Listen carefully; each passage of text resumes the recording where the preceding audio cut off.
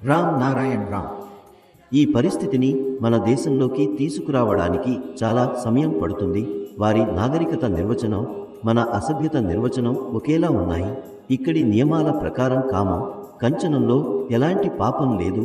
ఎవరైతే ఎక్కడ ఉన్నారో సరిగానే ఉన్నారు. అక్కడే 6 మంది 6 పిల్లలను తీసుకెళ్లారు. ఇది ఇతని పిల్ల, అది అతని పిల్ల అన్నట్లు. నేను అడిగాను, గొడవలు జరగవా? వాళ్ళు చెప్పారు, ఎక్కడ గొడవ?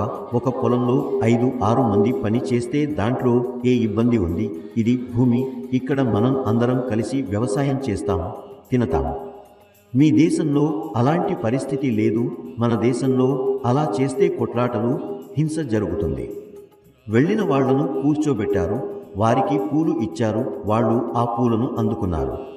వాళ్ళు నన్ను అడిగారు, మాకు పెళ్లి అయిపోయింది, ఇప్పుడు మాకు ఇవ్వండి. నేను చెప్పాను, మీ పెళ్లి అయిపోయింది. వాళ్లకు అర్థం కాలేదు, ఏడవడం ప్రారంభించారు. అప్పుడు వాళ్లతో నేను చెప్పాను, మీ దేశంలో ఇలానే పెళ్లి అయిపోతుంది, కానీ మా దేశంలో వేలాది పూల తోటలు ఇచ్చినా కూడా పెళ్లి జరగదు. మా దేశంలో ఇలాంటివి పెళ్లి కాదు, అందుకే అన్నీ నాశనమైపోయాయి.